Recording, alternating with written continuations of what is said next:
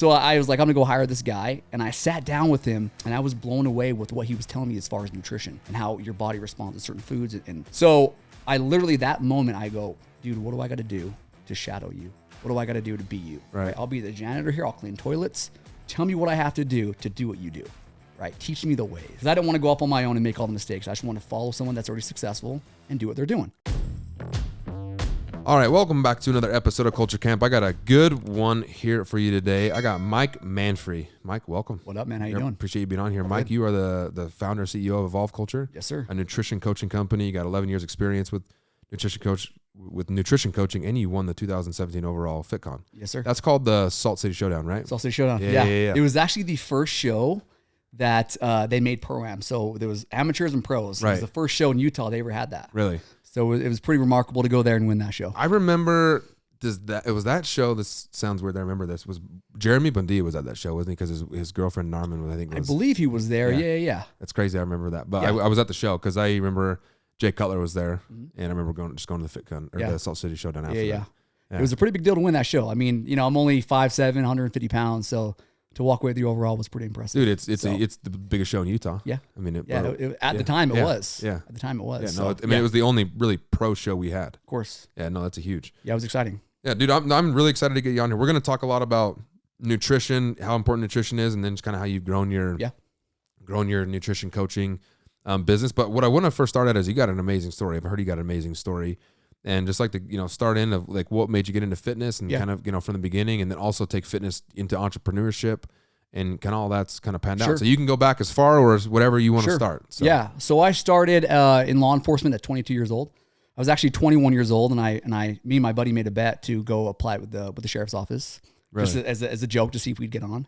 I got hired on, he didn't, and so I went through the police academy at 22, the sheriff's academy, and I did that for about 7 years. Really? From here 2006, in Utah? Yeah, here in Utah. Okay. From 2006 to 2013, and dude, after a few years, I realized the glamour of like having a badge and a gun wasn't as exciting as I thought it was going to be. Right. It made me grow up quick. Because when you're 22 with that kind of power, but after a while, it just wasn't the job for me. I started becoming a little more negative, the stuff you see on a daily basis, and so I just realized this was not the path for me. Right. And that would be tough. I mean, you're seeing crazy you're things seeing going crazy on, right? stuff. Yeah. And the sad part is you have this crystal ball of, you're able to look at someone that's done it for 20 years and see what their life is like. Right. Now I have a lot of friends that done it for 20 plus years and they are completely happy and they still love their life. But a lot of people that were in that space, in that law enforcement business, I would look at someone at 20 years and go, dude, I don't want to be you. Right. I just don't. And so when I was able to kind of look at them and go, that's not where I want to be in 20 years from now. It kind of almost scared me where I better do something right now. I have the time. I have no kids. I don't really, all I'm taking care of is myself. Right. If you have a family in that job, good benefits, you're almost like you're stuck. And I felt bad for a lot of my buddies. When I left the sheriff's office in 2013, a lot of my friends, I can tell they wanted to maybe take that leap with me, but they had a family. Right. And so I understood why they couldn't leave. Right. So when I left, I actually met my mentor in 2011 because I was going to do a bodybuilding show. And a buddy of mine, so I was a personal trainer at 24 Hour Fitness. Okay. For almost 10 years. Wow. Cops don't make that much money. While you were when I was in law enforcement. Yeah. Yep. As a side hustle. And I love working out. And at the time, this is back in, the early 2000s where you didn't need a certification. They're just like, hey, you look good. You want to start training some people? Right. Like, great. So a buddy of mine that was another trainer, he goes, hey, dude, go hire this guy. If you want to do a show, he tells you what to eat. And at the time, I'm like, don't you just work out more? Right. Wait, you have to eat good to be fit, right? This is crazy. So I was like, I'm going to go hire this guy. And I sat down with him and I was blown away with what he was telling me as far as nutrition and how your body responds to certain foods. And so I literally, that moment, I go, dude, what do I got to do to shadow you? What do I got to do to be you? Right. I'll be the janitor here. I'll clean toilets. Tell me what I have to do what you do. Right. Teach me the ways. Right. Because I don't want to go off on my own and make all the mistakes. I just want to follow someone that's already successful and do what they're doing. For sure. Which a lot of people don't. They won't because they're too big of an ego. Oh my gosh. There's no reason to reinvent the wheel. Just find a mentor like you did and just follow them. Do what they did. Of course. And maybe Why you would can tweak go it a little through bit all the different. Mistakes? But yeah, I mean, that's me. Like I'm the first guy to be like, hey, like, you know, I walk right into Target. I'm asking someone, hey, where do I go? Of course. I'm not sitting here walking around saying, oh no, I can find this. I don't have time for that. Like, you don't got time for that. Right. Yeah, so you just move on. So you find someone that's successful, mirror what they do. And again, like you said, maybe tweak it a little bit, but so I met this guy, he ended up being my mentor. And so for 2 years, from 2011 to 2013, I kind of shadowed him. I was kind of just sitting in his office all day, see how he speaks to clients, what he's doing, what's the system. And I was just reading books like crazy about nutrition and just the Sales Bible, which was one of my favorite books of just, you know, because we're all in sales, right? We like it or not. Right. And so once I was with him for about 2 years, I finally was able to take that leap. Because I remember him telling me, with you being in law enforcement and trying to be a nutrition coach, it's hard to do both. Right. Because I would work my day job from 6 o'clock in the morning till 2 o'clock in the afternoon. And then from 3 to 8, go see clients. And it was just a hard day. Right. Were you married at this time? Or no, I was single. Okay. No kids. So I was able to do that. Yeah. But I remember just being burnt out every day. And so he goes, dude, you got to take that leap. And I couldn't because it's a commission-based job. So I still had a mortgage to pay for. I still had bills. Right. So I told him the minute I can make as much money as I do as my law enforcement job, which is not a lot, unfortunately, I'll quit this job, my law enforcement, and do this full time. It took like 2 years, honestly, because I was just, for 6 months, I wasn't even seeing clients. Right. So anyway, I took that leap of faith. It was July 3rd, 2013. Wow. The day right before, the 4th. And sure. So, and a lot of people, what they said to me when I was leaving that job, every single person that was in that space, in that law enforcement career, they all said, you're an idiot. Really? You're leaving this job. You have 13 years left to collect a paycheck forever.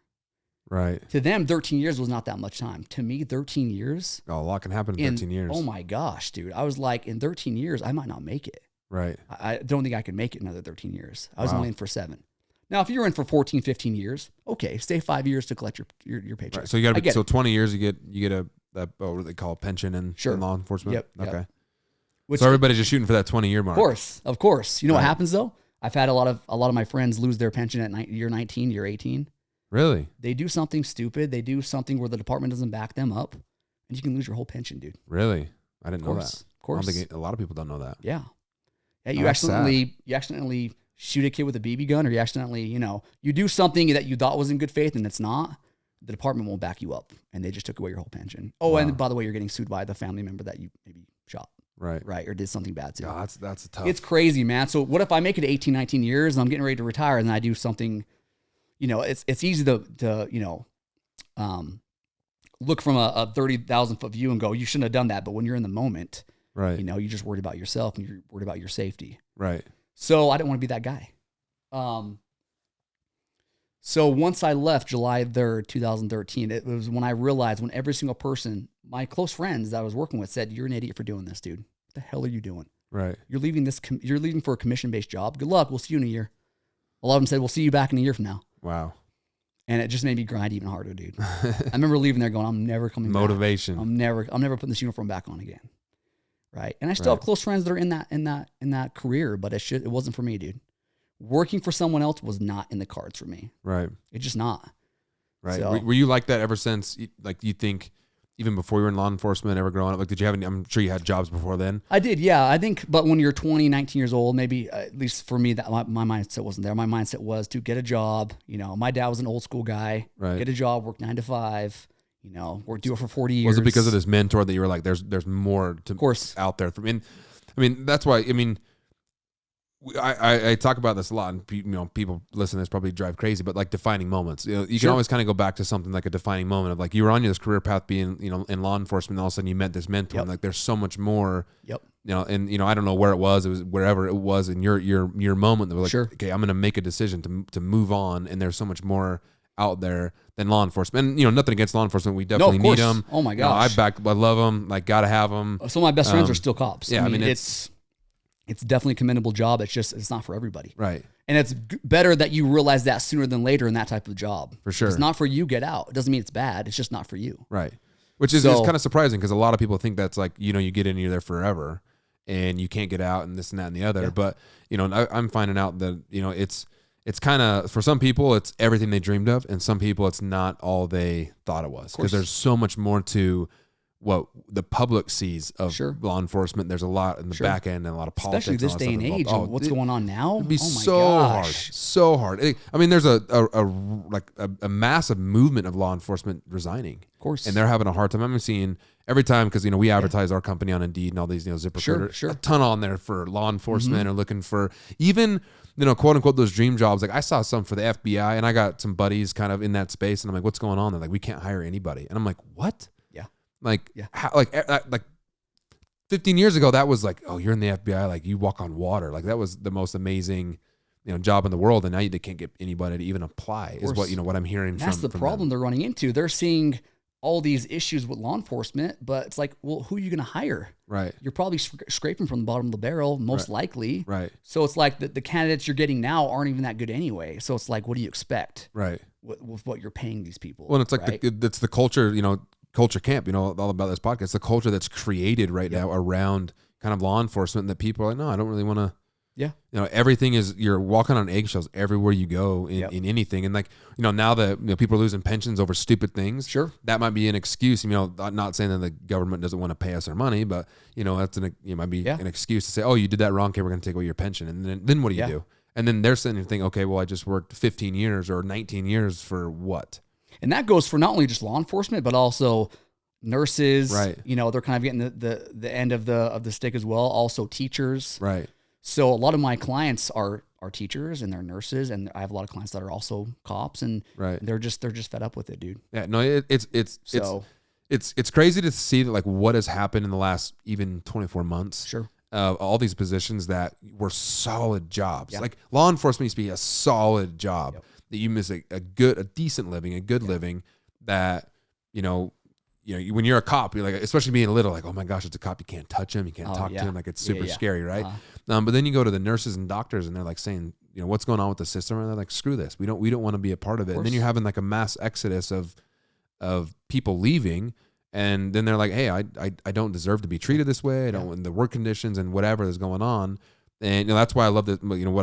What I do, I talk about culture. Is like, what culture do you want to create within your company? Of course. And a lot of people care, a lot of people don't care. It's just, but I guess, what do you want? And it's just kind of crazy to see that all these what we thought were dream jobs are everybody's leaving them, and we can't even fathom it. Like, why would you ever leave being a nurse? Like, it's such a solid job. Yeah. Because we hear, when we were younger, oh, I've been a nurse for 30 years or whatever, and you're like, wow, yeah, that's kind of my expectation is, once you're a nurse forever. Of course. But we're actually hiring people and seeing people all the time. Oh yeah, I was a nurse, or I was this, or I was that. And I'm like, what? You left? People are getting out earlier, right? Than the 30 years, 20 years, right? Same with teachers. Like teachers right now are getting out and bouncing out early because it's the system. It's such a cliche. Like, go for your dreams, but it's so true. Like, when I took that leap of faith after 7 years of doing that job, I was beyond scared, right? Because I'm like, I don't know if this is gonna work, but I'm going to make it work because I'm not going to fail at this. And if I do fail at this, okay, I'll go try something different. Right. I will not go back to that. Right. So I got a question to ask you. Just if there's someone out there right now that is in the position that you were in, say, back in, I think you said 2013, July 3rd, 2013, that you left law enforcement. What advice would you give someone right now that you can say kind of was in that same position that you were in, that has this, I can call it like a fork in the road.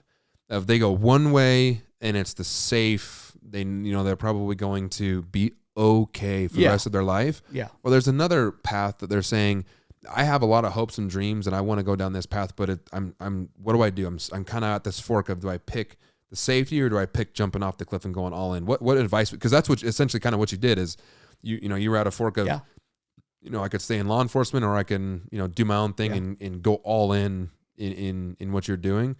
What would you tell someone that's at that fork? I'm sitting at that fork looking at both lives, kind of almost like a movie screen, a trailer of both lives of what could happen. Sure.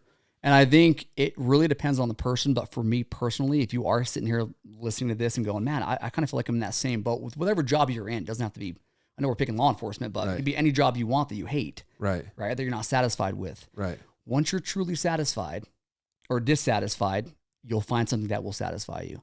And that goes even for fitness, for if you're poor, until you're truly unhappy being poor, you won't fix it. Right. Because I hear that every day. Oh, I'm poor. Well, what are you going to change it? Nothing? Okay. Then you're not that worried about it. You're not that worried about it. It's not that, So the day you finally are fed up And when you talk about the fork in the road or that defining moment, it actually happened before I met my mentor. Really? I was in a relationship with a girl, and she wanted to go to the movies, and it was like 3 days before payday. And I just paid my mortgage. I bought some groceries. I was literally in the red. And I just barely started dating this girl. This is 2012. Okay. Right? Maybe beginning of 2013. I remember thinking in that moment, I couldn't even buy her a movie ticket, bro. I had to wait 3 days to take her on a date. Really? Right. So she ended up, I remember just telling her, hey, I'm not getting paid yet. And it wasn't a big deal to her. She's like, I'll just buy us tickets. It's not a big deal. I just like barely started dating this chick. Right. And it was that moment where I'm like, I can't even buy you a movie ticket. Like, what am I doing with my life? Right. I was already almost in the red. I think I had like $7 in my account. Wow. Before payday. Because it was like, I was just maxed out as far as once my mortgage is paid for, your car, your phone, gym, that adds up, dude. Quick. Right. Oh, for sure. So I remember thinking, man, I have like $7 in my account. I can't even buy you a ticket to go to the movies. Wow. And it was that moment where I'm like, dude, I better change. I just better change something right now. Right. And then, that defining moment happens, and then you go to sleep, and the next day you're like, well, I guess nothing's changed, so I'll just keep doing what I'm doing, right. And that was when I ended up meeting Rick and kind of going through all that stuff, is when I really decided that was like almost like fate. Like, okay, right. I'm meeting this dude. This is what I want to do. I'm already into fitness training. I've already been fit my whole life. I played sports my whole life. This is probably more my passion right. than what I'm currently doing. Right. So that was the defining moment. I couldn't even buy my girl a movie ticket, bro. It was literally like, as a man, you're like, dude, that's tough. I mean, because it's like, well, especially as like not only like a man, but like, dude, you're like a police officer. Like, you're badass. Like, and then you're like, hey, like, can we wait like 4 or 5, whatever. I mean, that's tough. But the cool thing about that is like, you can. Some people, and it's okay. Like, some people will definitely be okay with that. Sure, some people are okay with whatever job they're in. I have tons of friends. They're happy with where they're at. They're content. Right. Nothing wrong with that at all. It's the moment you start complaining about it that you need to change. Right. And then, complaining about taking it to another level is like, you did something about it. Like, I always talk about, look, you can dream all you want and hope all you want and want a life that you dream of, whatever. But you have to have like massive action in the right way and do something every single day. Of course. To push through, or make a game plan. Like, there are some people out there that are like, oh, I've had this idea for a year and I haven't done anything. Well, do you really want it? Or like, how bad do you want it? Because if you really wanted it, trust me, you'd go out and get it. Just like, the new Jordans drop. Well, everybody's got the new Jordans. Well, you wanted that really bad, so you went and got them, whether you got them on the drop or you got them on StockX or Goat or whatever. Yeah. Like, obviously, if you want to change it, like it's kind of the same principles. Like, you'll take action to do it.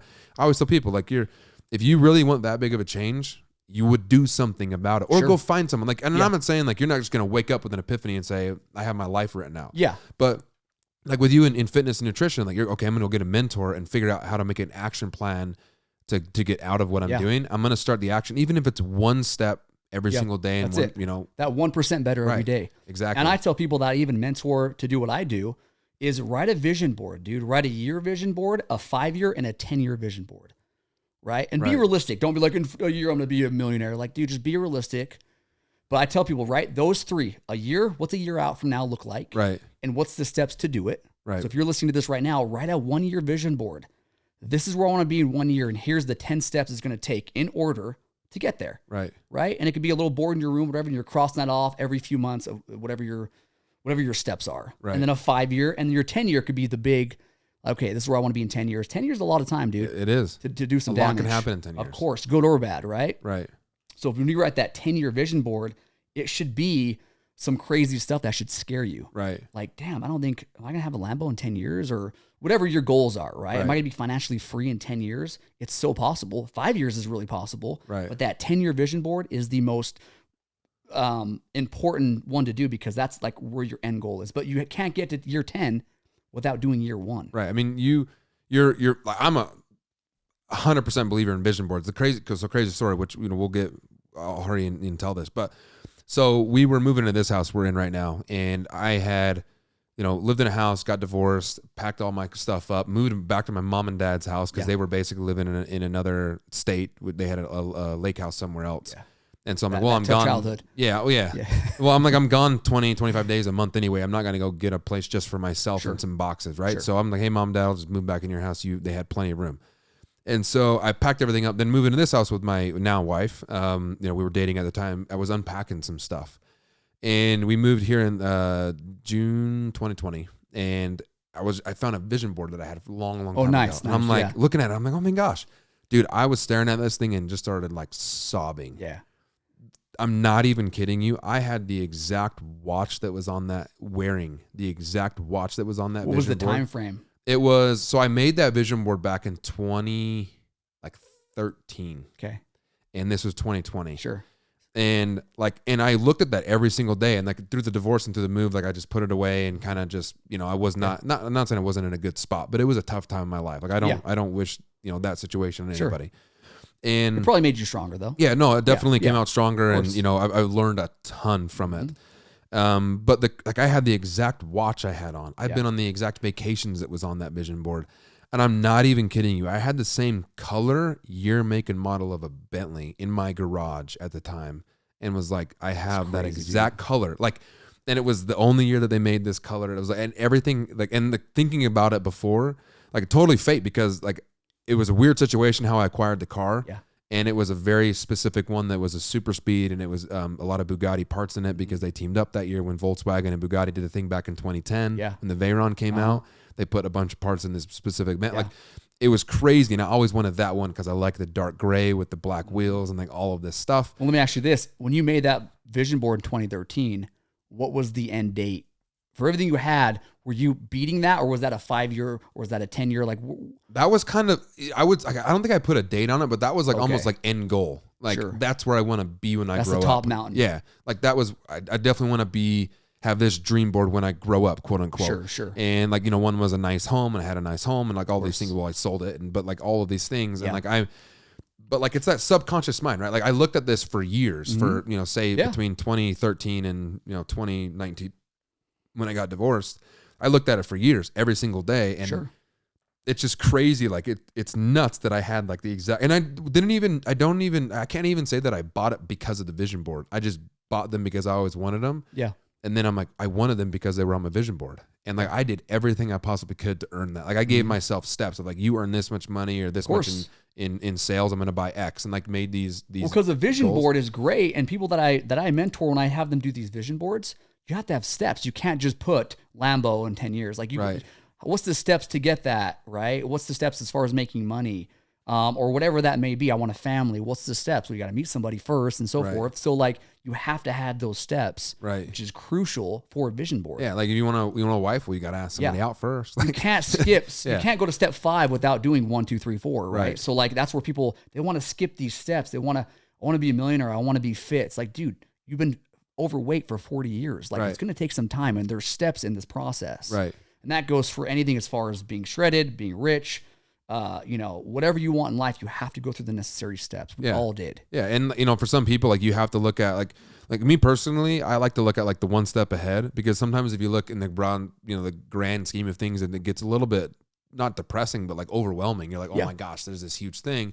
Because if you're going from like, hey, I want like a, I say $1 million home or whatever that is. Which is like standard now. Yeah. Yeah. I mean, shoot, now like a $2 million home, right? Right. And you want this quote unquote life, but like, it seems way overwhelming. But you're like, hey, I'm going to, like the first step is I'm going to get, knock out this debt, and then that debt. And then I'm going to pay off this or pay off that or buy this in cash.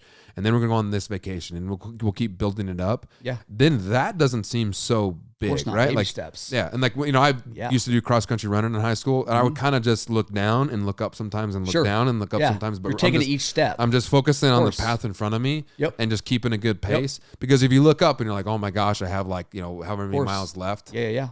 This sucks. It's defeating, dude. Yeah. But if you just keep moving forward and push forward, even if you took a couple steps back, at the end of the day, you look backwards, you're further along than you were. Dude, I've been doing what I've been doing as far as nutrition coaching for a little over 11 years. And that is the number one thing I preach to people is, when we first meet, we're going to say, this is your end goal. It's going to take you a year to get there. Right. You have to lose 100 pounds. We never focus on 100 pounds, dude. If they're 300 pounds, well, guess what? Next week we focus on 298. Right. Right. Next week we focus on 296 and so forth. Like we don't focus on your end goal, which is 200 pounds of year 3. Like, so it's all about these little tiny baby steps. Same with water. I tell a lot of clients, you got to drink about a gallon of water a day. Right. They picture in their mind this big gallon, this big jug of water. I'm like, that's overwhelming, dude. How about you break it down a little 16.9 ounce water bottles, and you got to drink 7 of those. Right. it's those little things. And when I make it in their mind that just drink one of these water bottles every 2 hours. Well, by the end of the day, they're way over a gallon, dude. Right. Because it's so simple. Like, oh, that's just like 4 gulps. Right. Right. Dude, that's so true because I can't drink. I don't like big water bottles because unless I'm like golfing, overwhelming. But like it's overwhelming because I'm like, oh my gosh, like I got to keep pushing through this. Especially like if you're conscious, like if I'm golfing, I can run through a gallon like it's nothing because it's like subconsciously I'm just taking swigs of water. But if I'm like, hey, I'm gonna drink a gallon of water today, I have the hardest time. But you're right. Like if I just pop open like a little, 16-ounce bottle and I'm just popping them all the time, refilling them, popping them, you look back and you're like, man, I just drank 10 of them. Simple. That's more than a gallon. Yep. Yeah, that's really good advice if you're trying to do that for sure. Yeah, that's an easy way to do it. And that even goes for when I say, hey, someone's doing some cardio. It's like, don't look at the hour you have to do or 30 minutes. Just get to 10 minutes and then see how you feel. And most of the time at 10 minutes, you're like, oh, I can keep doing this, dude. Right. What does 15 minutes look like? Right. And so forth. And so that goes for anything as far as goals. Being rich, well, you want $1 million in your account, you have to start with $1,000 first in your account, and then you save it to $10,000. And before you know it, you're like, well, I'm at $100,000 in my account. That's cool. Like, that's where people just get so overwhelmed. Right. So you can use that terminology for any type of goal in life. Is just these baby steps, right? And even you're taking some steps back. Right. Dude, I have the most successful clients I've ever had. When I pulled their program after a year or two, I can point out all these times where they're like, oh, you gained weight there. Oh, you gained weight there. Like every few weeks they're taking a step back because they're human. Right. Right. And so you're always going to take that step back, but as long as you're moving forward, that little step will add up into a mile eventually. For sure. And if you think everything's going to be perfect, you're wrong because nothing in life is going to be perfect. Never. And I tell someone, dude, I signed up someone yesterday and they're like, I want to be a 10, man. I'm ready to do this. Like a 10 meaning like they want to eat clean. They want to just, start off with a bang and go ham. And it's like, I'm going to talk you away from being a 10. Right. Give me a 6. Right. We'll work our way up to a 10, but 10's not real anyway. Right. If you could be a 70% of the time you're eating clean, you're going to see your results. For sure. Right. And so going a 10 and being perfect, it's just not real in anything in life. Right. And you have that balance too. So I mean, and what you don't want to do is you want to go, hey, I'm going to be a 10. The first week you get burned out. Oh, of course. And then you're like, I can't do this. Dude. And then you go back to, a 0. Yeah. Like, hey, like, it's like, dude, you're a 10 one week, you're a 3 the next, you're a 5. Like, just give me a 7 consistently. Yeah. No, I love that. That's super good advice. That's the mindset you need. So going back 2013, man, you leave law enforcement. Yeah. I took that leap, and that's when my sales started to increase more and more because now my focus was just my clients and learning how to build up my nutrition business. Right. And so, once I started doing that, we fast forward to 2015. So I've been there for about 4 years now. Okay. And you're working with this guy. Yeah. I'm working for him. And he has about 10 consultants. Okay. So he's making some really good money, right? We can kind of see that he's like our goal. All of us are like, man, his schedule's full. He's seeing 50 people a week, right? We're seeing like 7, right? Because it's hard to build up a clientele, in anything. It's just hard to, and not only that, you hire me, you lose all your weight. Now, when you're done with your program, I got to go find someone else to fill your spot. Right. So it's a constant. I never actually really thought about that. Like that. I mean, if you're a hairdresser, people need haircuts forever. Yeah. You're probably going to be my client forever. Yeah, I never thought about it like that. Of course. Yeah, that's true. Yeah. That's a tough, dude. You got to hustle. It's tough, man. You have to hustle. And the money's never guaranteed. Right. And so my job is to make sure you never need me again. So after 6 months of working together, you reached your goal. Good job, bro. Get out of here. You're good. Now I got to find someone else to replace Jason. Wow. Right. And so that's the constant hustle. Because I don't want you to need me forever. I did my job. If you need me forever, I didn't do my job right. Right. So the goal is to make sure you can do this without me. Right. Now, all the time people will call me after a year and go, dude, I need to come back. Yeah, I mean, it is people. So of course they need the accountability. Right.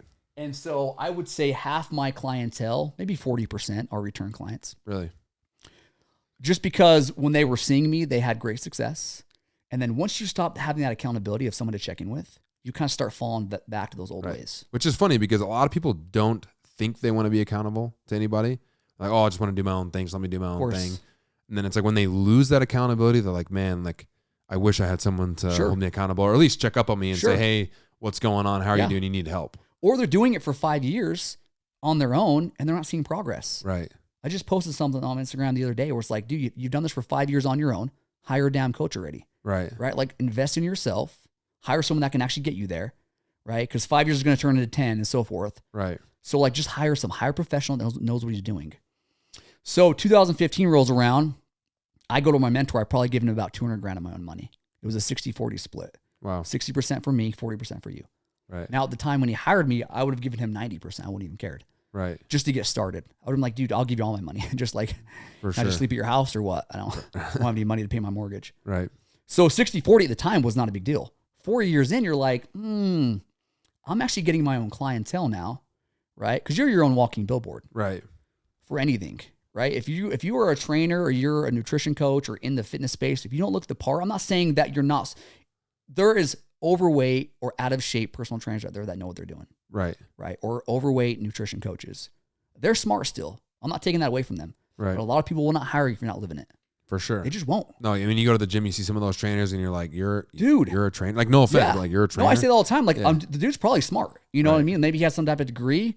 You got to focus on yourself. Right. If I'm poor, how am I going to give you financial advice? Exactly. It doesn't work. Exactly. So when you're your own walking billboard, I'd get clients everywhere. I'd be at the gym. I'd get clients at a bank. Hey, man, what do you do? So I'd give him my card. And I was getting all these clients, but I still give him his 60%. Right. And so now I'm like, oh, man. You know, at first it was cool. Now I'm starting to see the light where I'm like, maybe I should just, even my own clients would say, you should be, how come you're not him? You should be the guy. Right. Right. Why are you paying someone else? And I was stuck in that little umbrella. I've already made that first leap from leaving my job. Right. 4 years later, now I'm like, well, I'm in this little umbrella. You know, he still gives me clients sometimes. And my name's not on the door. So it's like a safe space. For sure. And then the moment when I'm like, okay, now I'm going to jump. And when I went to him, I said, dude, I think I deserve an 80-20 split. It was very fair. I felt like I was being very fair. Right. This is 2015 in October. And so I guess 7 years ago, almost to the day. It was like October 12th. Wow. I went to him and I said, hey, I want 80-20 split. I've given you enough money. You're still going to get your money, but I think I'm getting my own clientele now. I'm starting to kind of go into my own space. Right. You know, he told me to fuck off. Really? I said, all right. Okay, cool. All right. He told me to kick rocks. Dope. All right. I'm out. So within a week, I was in my own office. I had my own LLC, my own name. It was called Mike Manfre Fitness at the time. Right. Because I had a good name in fitness, and I go, I want people to know who's behind the name. So I was going to Mike Manfre Fitness. Felt right. And so I started creating my own brand. Within a week, I was out. I remember I cleaned my desk out that same day. I go, okay, awesome. I'm not going to stay here now. Right. It was another defining moment. It was my second defining moment. Right. Which is, you know, sorry, I didn't mean to interrupt, but like, it's just, I mean, this is powerful because a lot of people I think are probably in this. It's a safe space. Maybe they're under the umbrella of something super safe, and they want to go do their own thing and want to branch out. And maybe they're like, you know, they're in the same position you are, and they feel like they almost like they don't have their own worth. Of course, right? They feel like maybe they're someone else's name. They built their whole brand off of someone else's name. Yeah. But really, like they're like, you are as good as you want to be, right? Like if you branch out, you take that leap. A lot of times, it could work out, could not work out. You know, it's kind of totally up to, you can kind of guarantee. I'm not really guarantee your own success, but you can hustle for what you want. Sure.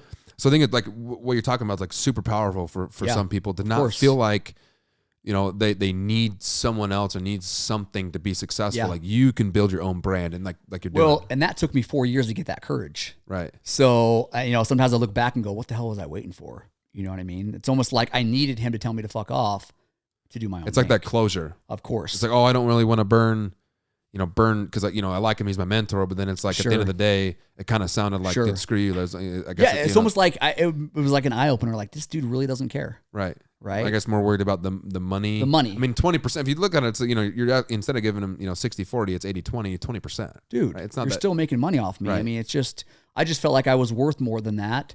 It wasn't like I came to him after 6 months. Like this has been 4 years, dude. Right. I've given you tons of money. Right.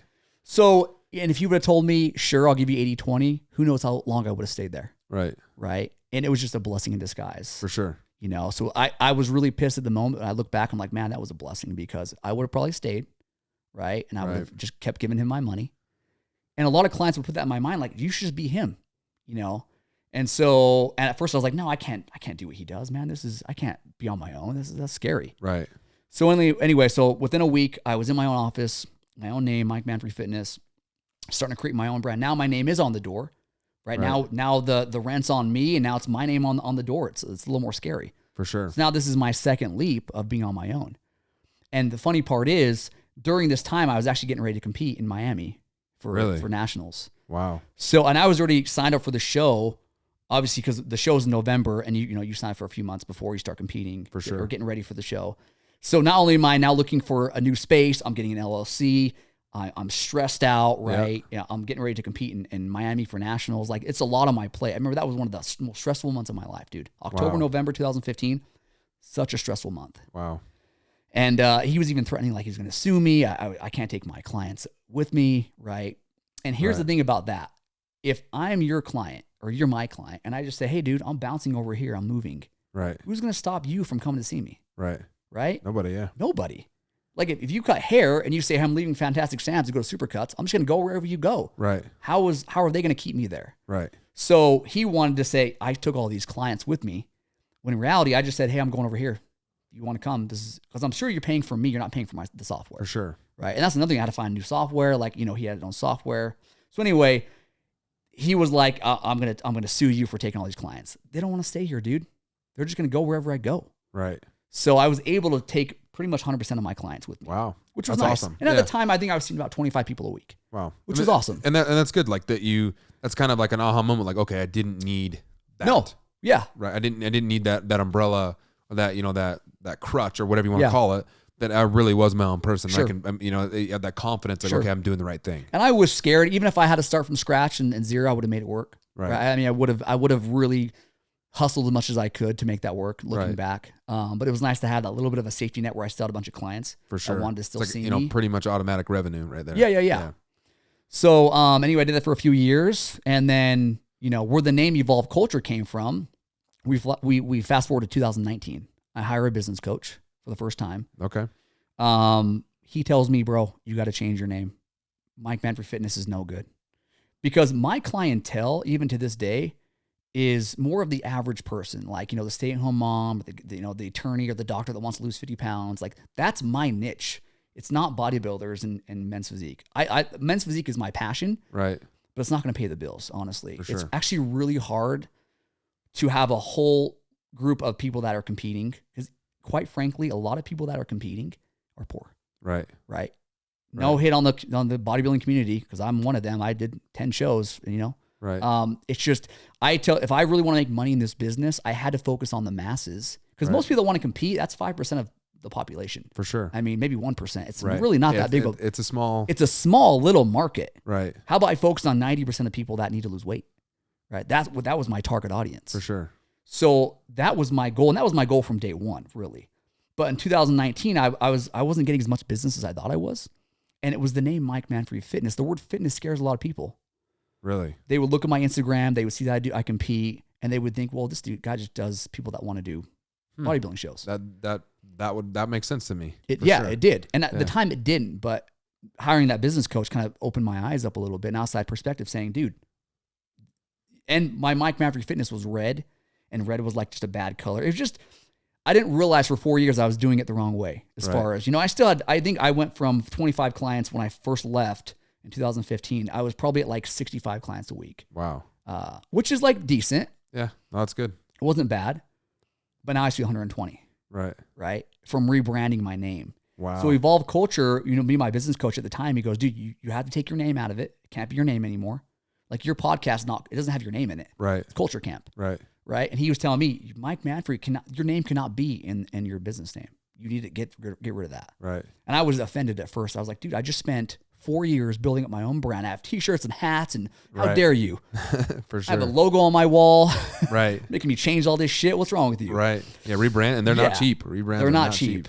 I mean, when you really look back, you're like, I had a bunch of t-shirts and hats. Like, it wasn't a big deal. But to me, I was like, what the hell? Right. My blood and sweat and tears were in my name. For sure. So we eventually, I came up with Evolve Culture. I was like, dude, I was online for like a week, just like looking up names and like, what's a good name that's not going to scare people? I don't want the word fitness in it at all.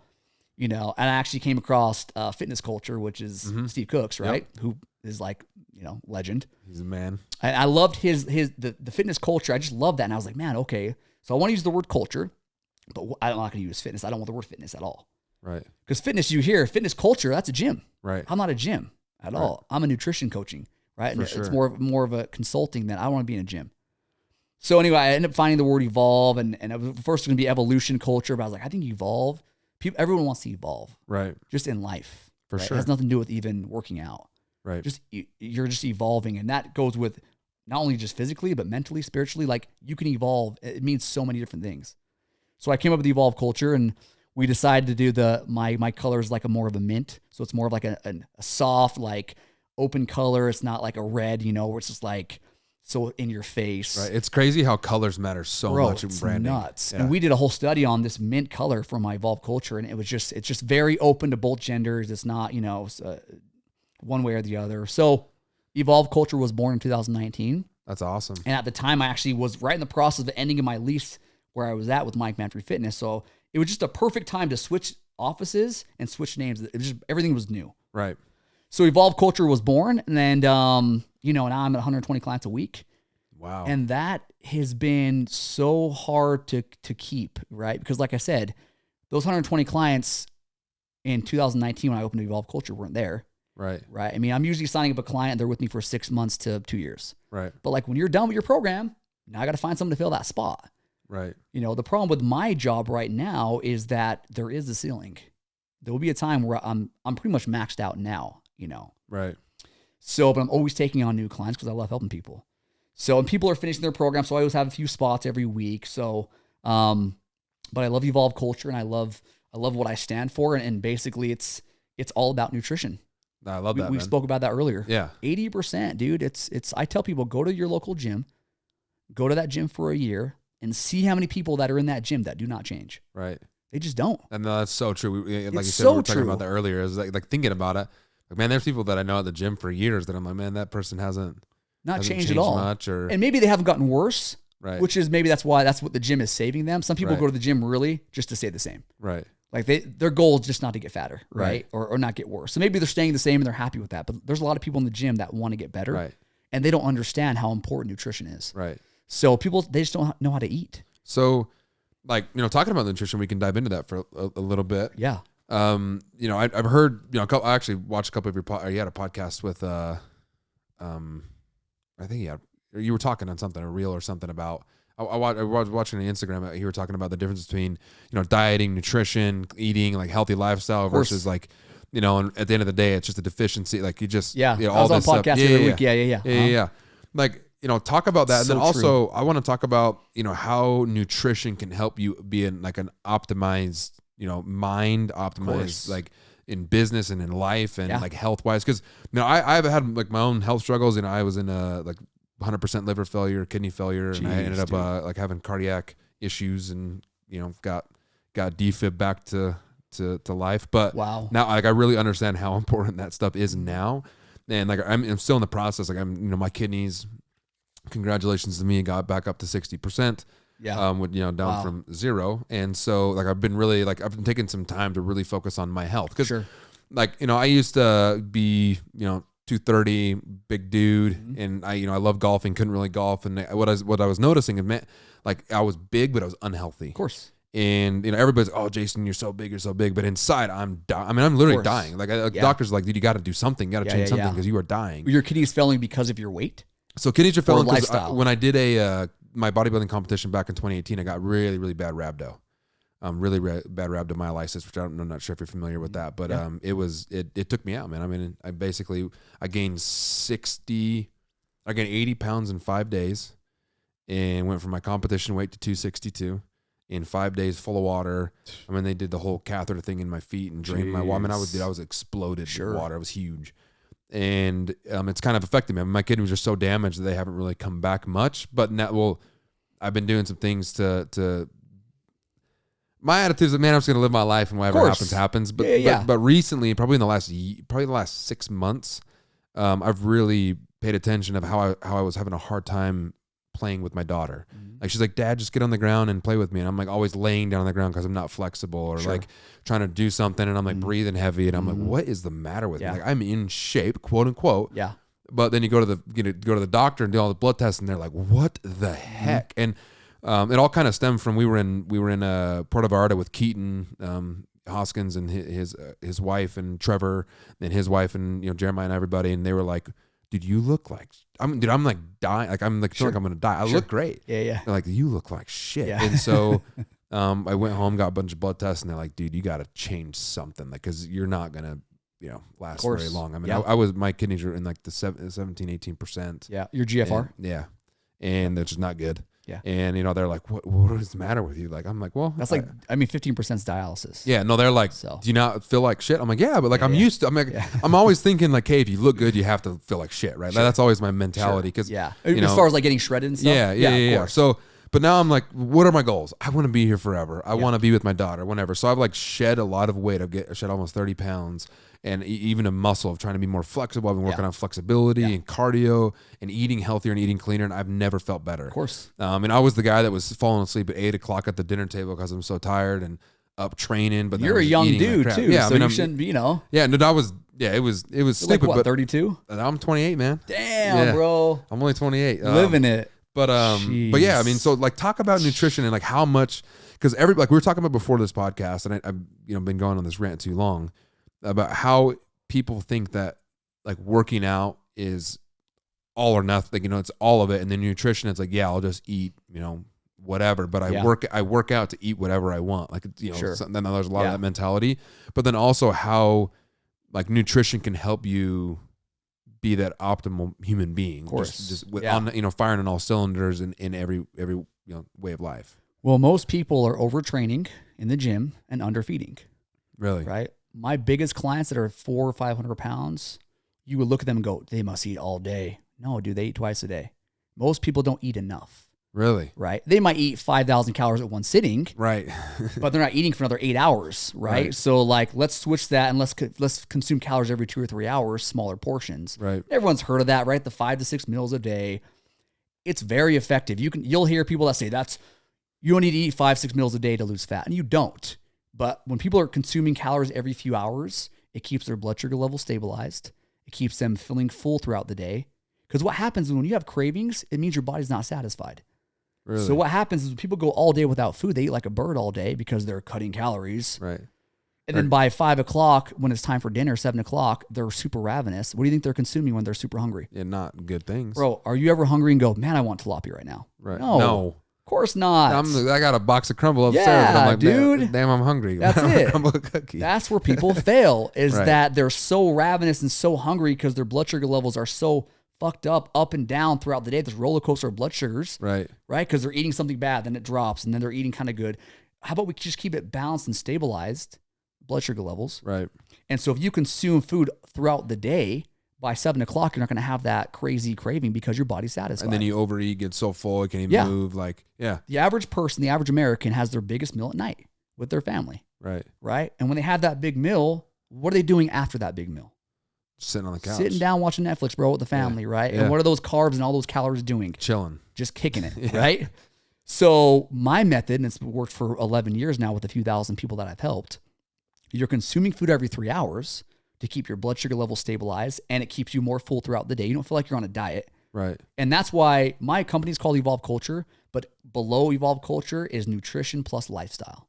That's very important. I wanted that in part of my logo because you're doing nutrition, but it has to fit your lifestyle. I tell a lot of my clients, it's not nutrition plus perfection.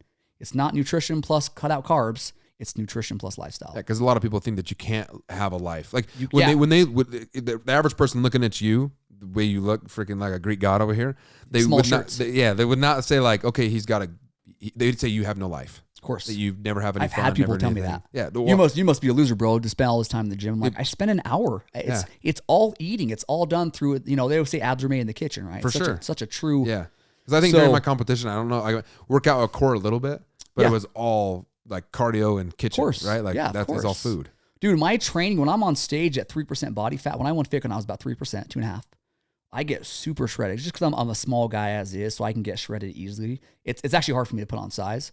But when I was 3% body fat versus now I'm probably around 10, my workouts really aren't different, dude. Right. Like my workouts when I was 3% versus now, they're really not that. I mean, there are maybe a few tweaks in certain stuff, but overall, 90% of my workouts are still the same. For sure. It's the eating that got me from 10 to 3. Right. Right. And so that's what people don't understand.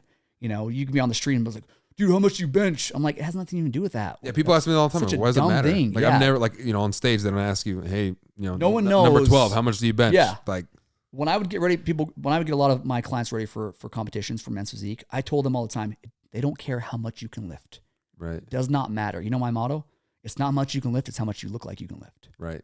Right? So true. So true, dude. Because people be like, "Oh, what do you bench like 405?" It's so dumb, bro. It's such a bad mindset to have. I'm not trying to rip my tendon out of my shoulder. Dude. Do you think I'm going to the gym and maxing out on anything? Yeah. Absolutely not. So it's more about how much you look like you can lift. And the most aesthetic dudes out there, the most aesthetic people, male or female, are not the strongest. Right. Right? That's why powerlifters look the way they look. Oh, yeah. And bodybuilders look the way. Well, it's not my goal to be the heaviest lifter in the gym. Dude, weight pushes weight. Right. If I'm 150 pounds, right, but I look really good, I'm not, benching 400 pounds. Right. Because weight pushes weight, obviously. Sure. So, yeah, you want to maintain your strength, but it's all about nutrition, dude. And that's what I've been focusing on for now 11 years doing this. And really with my new company with Evolve Culture, that's why culture is such a good word. And you use the same word for years, culture camp. We have to make it a culture. If you just want to, that's why these bullshit ass like 90-day cleanse or, it's a 3-month program. And what's like, dude, what do you do on day 91? Right. Right. Like, I'm going to cut out carbs for 90 days. Awesome. Yeah. What happens on day 91 when you put those back? When you're super cravey, blow up. Bro, you're just going to blow up. Yeah. Right. And so I really do preach. There's diets out there for everybody. My way is not the only way. And when someone sits down with me, I tell them, listen, we're going to find out what diet works for you. That's what people don't understand. They'll hit me up all the time on Instagram. Hey man, what's the best diet? Well, like who am I? Like it's all depends on the person. Right. If there's just a one diet for everybody, wouldn't everybody be shredded at Walmart? For sure. Have you been to Walmart lately? Right. No one's shredded at Walmart. Right. No, for sure. Right. Like because there's not just one, and there's not one diet fix all. So people have to start asking the right questions, which is what diet is right for me? Right. That makes more sense. And maybe keto will work for you, dude. I'm not a fan of keto at all. I'm one of the biggest keto haters out there. Really? Doesn't mean that keto doesn't work. Right. Keto is very effective for certain people. For sure. I mean, internally, some people, their levels of their blood work has been amazing because of keto. Right. But the average person, 8 out of 10, cannot cut out carbs forever. There's that 20% where some people, they can't eat carbs. Okay. Keto's probably your best friend. That's awesome. Yeah. And I even have clients on keto. So when people say I'm the biggest keto hater, it's like, yeah, I have about 7, 8 clients that are on keto because that works for them. Right. And I'm okay with that. But if you sit down with me in my office for the initial consultation and say, I can't live without carbs, why would I put you on keto, dude? For sure. It just doesn't make any sense. It'll just make you break everything I tell you. Dude. Right. And so how about we find the right type of carbohydrates that work for you? Right. So there's obviously healthy carbs and bad carbs. Right. But I would say 75, 80, 85% of my clients are eating carbohydrates. Really? Right? If you go on I'm the number one Google rated nutritionist in Utah right now. I have almost 300 reviews. I'm coming up on 300. That's awesome. 300 5-star reviews, dude. That's awesome. It's like pulling teeth trying to get reviews from people. Right. But I always tell my clients, I want you with me for at least 4 or 5 months before you write me an actual review because I want an honest review from you. For sure. Which is respectable. Has to be. You can't like after 2 weeks, like, hey, give me a review. That's just not going to be good. Right. But if you go on there and read these reviews on Google from my company, Evolve Culture, they're all talking about how they're eating carbs every day and losing fat. People are blown away. I had a client this morning text me, dude, I'm eating bread every day, losing fat. Because in your mind, you're like, well, you got to cut out bread. Right. If you want to lose fat, bro, you can't eat bread. Right. That's wrong. Right. It's the type of bread, right? Exactly. Then so there's a lot of different can't types eat of bread out pasta. there. No, it's the type of pasta. Quinoa pasta, which is better than white pasta. Right. There's all these little things like cauliflower rice instead of actual rice at night. For sure. You can just switch some of these things out. And where I come in with and the reason I've been successful, at least with my clients of helping a few thousand people, is people want to be told what to do, right? Yeah. Most people know what healthy foods are.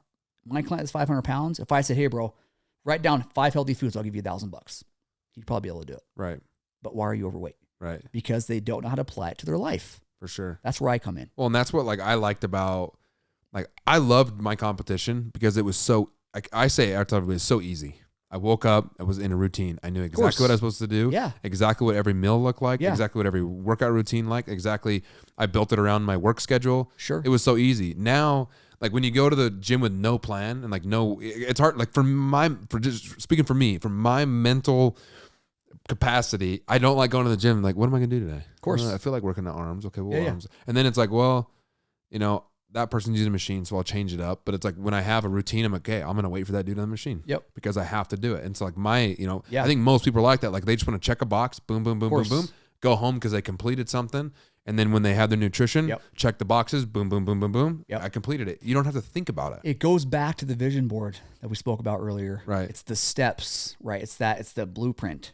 If I draw you a picture of a house and say, here, build that, dude, you're going to be like, well, how do I build this house? If I'm like, no, here's the picture, but also step 1, you put the wall up here, and step 2, you nail the nail here. Like, if you had a step by step, that's the whole point of a blueprint, right? When someone builds a house, there's blueprints, obviously, right? And so same with your body. If I say, hey, meal 1, you're consuming 7 ounces of this, 12 crackers, 9 almonds, that detailed, it makes life easier for people. Right. So when they sit down with me, I'm saying, I'm telling you exactly what you're eating all day. It just makes life easier for you. So how can nutrition help someone with fatigue and, brain fog and everything? Because I hear about this all the time, and especially, in a lot of the spaces that cut a ton of fat because, your brain needs, nutrition and stuff. How can that, like, if there's like a person out there, it's like, man, I'm having brain fog or this or that or the other, like, and, get their nutrition. How important is it to get that nutrition in I've read numerous studies for a low carbohydrate diet affects your brain. Right. You don't function well. You're not productive at work. Right. Well, like you during prep, your last week of prep, I mean, I don't know about you, but like a lot of people during prep, they're like zombies, man. They're just like so deficient. And like, people are like, oh, that's so unhealthy. But I'm looking at people like, well, you do that every single day. Peak week is hard. Yeah. Actually, but it's funny. Maybe you're different because we're maybe different body types. But for my peak week, Thursday, Friday, Saturday, I'm loading up on carbs. Right. I would say like a week before peak week is tough. Sure. Yeah.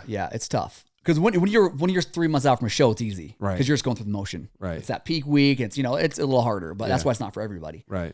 But yeah, tons of studies have said that bad diet affects productivity, right? Mood. Right. Relationships. I mean, when you're, people, a lot of times people fight because they're hangry or they're, For sure. It's a real thing in my house. Dude, honestly. So nutrition goes way beyond just looking good. And that's, again, what I preach to all my clients. Like, yeah, we want you to be fit, but it's literally a full circle of when you eat correctly, everything in life is better.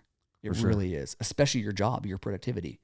Right. And if you're not eating breakfast, if you're missing meals throughout the day, you definitely have brain fog, for sure. Well, if you're feeding yourself that every 3 hours, then it's fuel, right? Like you're having that energy, you're having that, because everybody, like after you eat, you kind of have that little spike of energy, and then everybody says you have the quote unquote crash. But I always feel like it's because you ate the wrong things and you maybe overate. That's the key word right there. Is when you have the crash, what did you consume? Right. When people have their turkey dinner for Thanksgiving, people take naps. Right.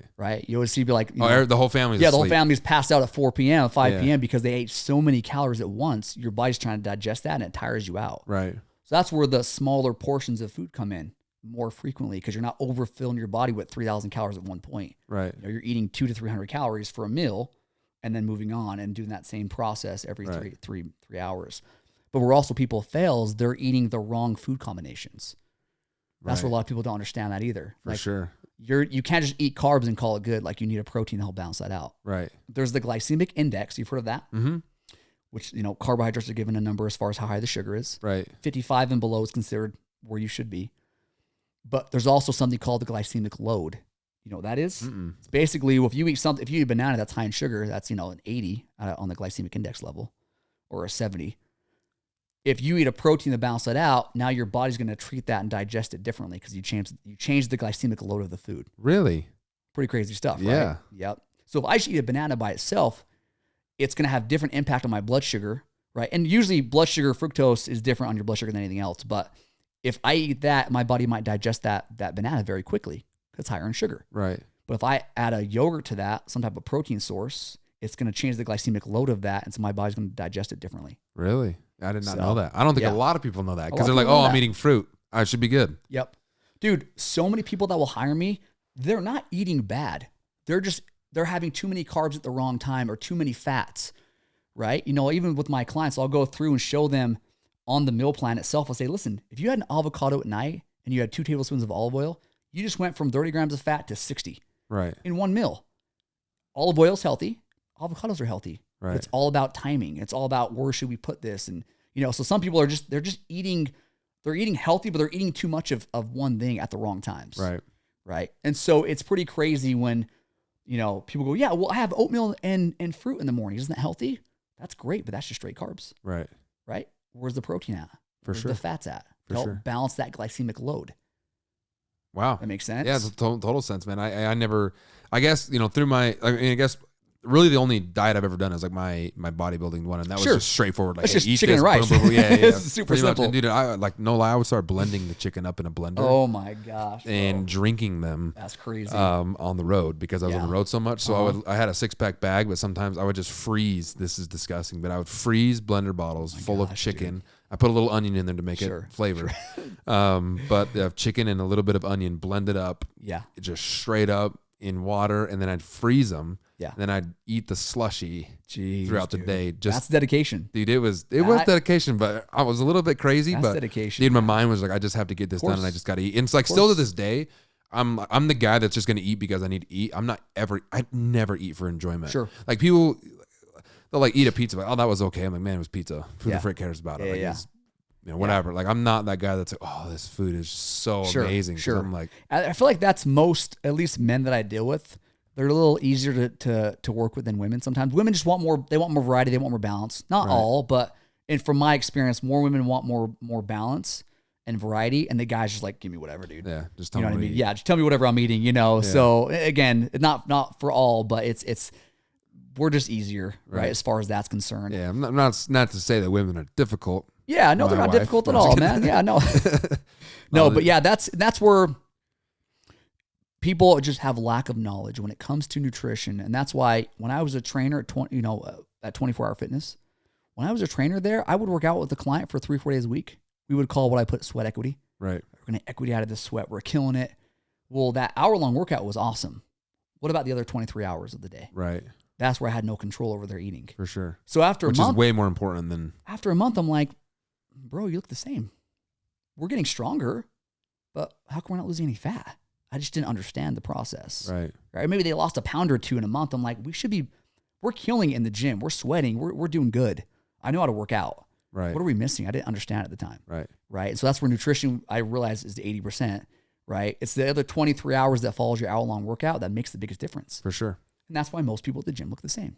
Wow. Right. And so when someone goes, wait, I can actually hire a guy that will tell me exactly what to eat, when to eat it, and how much to have. There's no guessing on my part. Right. You're not going to go download MyFitnessPal like this. My program is MyFitnessPal. Like, you know exactly what you're consuming all day. Right. So this is where I've had success because I tell people what to do. I love that. What to eat. They take the guesswork out of it. Dude, right? It's so simple. It's a roadmap to success, right? I mean, it's like, just a road atlas. Say, here's what you do. Here's how you get there. You have the accountability on top of that. Right. Of having to check in with somebody. Especially my Monday clients. My Monday clients are the most dedicated, in my opinion, because after the weekend, like my clients I see on Friday, well, they have after the weekend when they cheat, right? They have their I call free meal. Right. They have Monday, Tuesday, Wednesday, Thursday to kind of get back on track, right? Right. If I see you on Monday, you better have your shit together. Right. Right. Because you probably had your cheat meal on Saturday or Friday night, and so you only have a day or two to get back on track. Right. Right. So that's awesome. Accountability is number one. If you read my reviews or just talk to anybody in life, having accountability, having a coach, a mentor in nutrition and fitness and business and anything you want to do, you need a mentor. Right. No one's above it. For sure. No one's above it. And coaches, I have coaches that pay me and I pay their coaches, and it's just, there's no one above it. There's just a trickle down effect. Every coach has a coach. That's cool. Right? Yeah, for sure. So the baddest dudes on the planet, Ed Milet or whoever, right? They all have coaches. For sure. Someone got them there. Yeah. Oh, heck yeah. Right? So sometimes the word self-made, and I've said that before, I'm self-made, man. Like I just did this on my own. Yeah, dude, I don't believe that there's hardly anybody out there that's self-made. No. A team, dude, it's a team in everything. Even in bodybuilding, like behind Phil Heath, there's an entire team behind Phil Heath. Like, yeah. You might not see, but there's an entire team behind it. I mean, it's an individual sport, but it's really a team sport. Oh, and that goes for anything. Anyone that's successful, they have teams, they have mentors. Everyone was given the keys and say, this is how you do it. Right. Right. If they're successful. For sure. I'm not saying there's people out there that haven't been self-made, but I've actually gone away from saying the word self-made because it's not true. Right. Because we all have mentors. And you want to give those credit to people that have helped you along the way, good and bad. Dude, everyone deserves their flowers, man. Right. Everyone deserves their flowers. For sure. So dang, dude, we've been jamming on this for a long time. I love it. Let's go. One last thing I want to ask you, or I guess just how can people connect with you and then find out more about Evolve Culture, and maybe if they're interested in getting some coaching from you? Yeah, of course. So I see a lot of my clients here locally, but I do have tons of online clients as well. And so you can reach me at MikeManfre.com, or just find me on Instagram, MikeManfre_. So there's a Mike Manfre on Instagram that doesn't even use his account, and I've been trying to reach out to him so I don't have the Mike Manfre _. Yeah, nice. So he hasn't reached back out to me. That's the same with the guy that has jasonhaugen@gmail.com. Drives me nuts. He's some realtor in Texas. Oh, really? Yeah. Oh, yeah. Everybody. He gets my emails everywhere, and it pisses him off. Because our names aren't that common. Yeah. As far as last names. Yeah. I'm like, what the heck, man? Who's the person out there? Right. Yeah. Just let me have your email. And so we battle back and forth. He'll always email me like, stop having people email me. So I'm like, dude, I don't know what to do. Yeah. Yeah. It's funny. So funny. No, but yeah. I mean, if you're out there listening, I would really say find someone, not necessarily me, but find someone, dude, that you can just like copy their success, whether you want to be a coach or someone that's in real estate or find a mentor, right? And if you're trying to be fit or trying to be rich, find a coach that will get you there, and find a coach that's already been there. For sure. Right? Do not find it. If a coach is trying to tell you how to make $1 million and he's not balling, right? Don't hire him. Right. I know it sounds bad, but it's so true. It's so true. I mean, it's you can't live at home with your mom and I'm going to tell you, you're going to tell me what to do with my money. Right. Right. And if someone's overweight, again, not saying they don't have the knowledge, because they probably do. I know a lot of people with degrees. They're smart.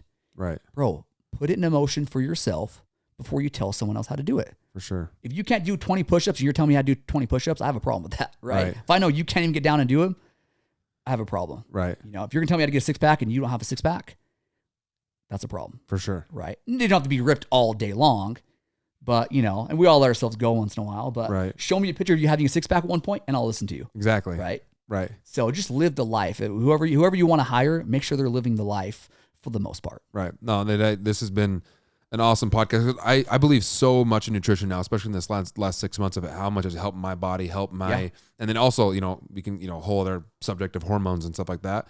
But like nutrition has a lot to do with that, especially in women. Dude, nutrition is the best medicine. Right. You know, apart from a few things where you need to take medication, doctors, I have so many clients that are my doctors. They are so quick to write a script versus asking their patients, hey, what are you eating? Right. Right. So nutrition is the best medicine. A lot of them don't know because they don't really teach that. Dude, they pay me. Yeah. I have tons of doctors that are my clients. Wow. Right. And they're kind of like taking like these little, you know, these little things I'll throw their way, like as far as information. And I'm sure they use that in their own practice. Right. You go in there and there's a big poster. Yeah. That's my poster. Right. Is that a picture of me? Right. No, but yeah. So, you know, get your, before you go to a doctor, you know, again, there's certain circumstances like you're not going to fight everything with eating. But I always tell people, every time you put something in your mouth, you're either fighting a disease or feeding it. Right. That's it. It's so true. So true, dude. Little mic drop on that one for sure. Right. Because it's so true. So, Mike, thank you so much for being on the show. The last thing I want to ask you is, I ask all my my guests this: what is success to you? What does success mean in your eyes? In my eyes, success is doing something you love every day. There's not a price tag stamped to success. I know, again, we're doing the whole cliche, you know, do what you love. Right. But it's so true, dude. I know people that feel like they're so successful and they don't have money. They don't, you know, they're not fit, but they're so successful in their own mind because they're happy where they're at in life. And, you know, even my parents, I grew up poor. My dad thinks he's the most successful dude in the world because he has a great family. He's been married for 50 years. Like, wow, that's huge success right there. He is. I literally have their wedding date tattooed on my side. Really? When they got married, because they're just like the epitome of, to me, success in life. He's that's not awesome. rich. You know, they're not fit. You know, there's average people, but they think they're successful because of the life he's living. I love that, man. You know? That's powerful. So sure. I think success is really, if you're happy with where you're at in life, I think you're a success. You don't need to have a plan to call yourself success. That's awesome. Right. And some people that have plans, or some people that have so much money and they're successful on the outside, they're the most horrible people on the planet. Oh yeah. I know a lot of them. I'm sure you do. Yeah. Yeah. And that's success on the outside usually doesn't mean success on the inside. Right. So. For sure. Mike, man, I appreciate you so much for being on here. Appreciate it. Appreciate your time. Appreciate it, man. Thanks.